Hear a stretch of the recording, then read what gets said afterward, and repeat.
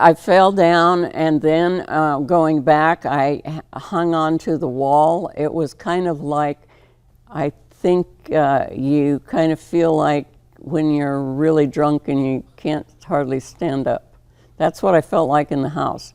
Then we went outside, and I looked down at the ground underneath us because they plowed the roads, and it was a pack of ice, and there were little cracks that kept opening and closing as if there were something alive down there. My name's Dorothy Moore, and when I was 4 years old in 1949, my folks came to Valdez, and so I grew up in Old Valdez in the 50s and graduated from high school the year before the earthquake. I was home on spring break, or Easter break, I think we called it then, from college, my first year in college. And we were about to sit down to dinner, and they had three younger sisters and a young brother that was just about 2 years old, let's say, or 3 years old. And he was still sitting onto a high chair at the dinner table. And we did, if you wanted to eat, you got there at dinner time and sat down and ate. And then it started, the ground started moving. We knew there was earthquakes because there had been others before. And I remembered that I had turned the iron on in my bedroom, which was at the opposite end of our house. And so I get up and I try to walk, and the ground is moving, and at one point I fell down on the couch and finally got to my bedroom, turned the iron off because I was afraid that the iron would fall off of the ironing board and catch the house on fire. And my dad would have berated me for leaving the iron on because electricity was 10 cents a kilowatt at that time.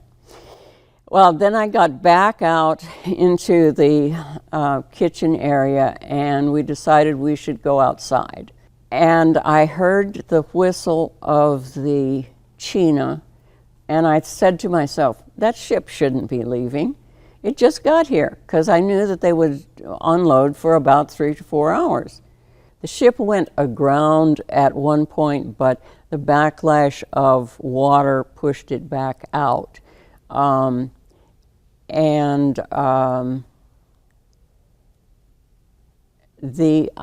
not sure when I knew exactly who had been on the dock. I knew one of our Bernard Whalen was longshoring that day, and he went whenever something started to happen.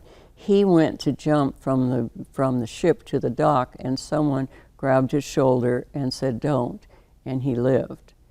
We slept in our house, and actually, I remember that there might have been, instead of just 8 people at our house, there might have been somewhere in the vicinity of 18 to 25. One family that came into our house, they had had a baby, and they were wading through the higher water, and they came in and handed my mother the baby, and she starts unwrapping him, only to find out that that was the feet, and she held him upside down. At the time of the earthquake, I did not hear anything. However, after the earthquake, when we had aftershocks, and I went back to school in Anchorage. I was at what they called Alaska Methodist University. It's now Alaska Pacific University. And I could wake up and tell you that there was one coming from the direction it was coming and going. Now that lasted about 3-4 years, and then I went off and did other things. And so I have never been able to do that today.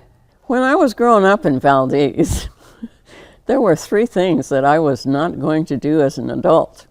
One of them was live in Valdez. Another one was be a school teacher like my grandmother. And the third one was to run for a public office. And after 15 years on the city council in Valdez, I gave it up. So I try not to say I will never. I was going to college, and I would be a rocket scientist or brain surgeon or something or other instead of those three things. What would you tell that young lady now? I probably would tell her that she can survive, even though you don't get what you wanted.